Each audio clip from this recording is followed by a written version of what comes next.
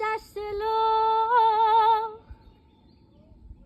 زیر خورشید کویر، منم اون مرداب پیر توی دست خاک اسیر، منم اون مرداب پیر از همه دنیا جدا، داغ خورشید به تنم،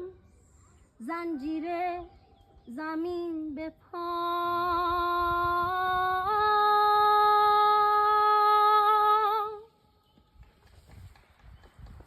من همونم که یه روز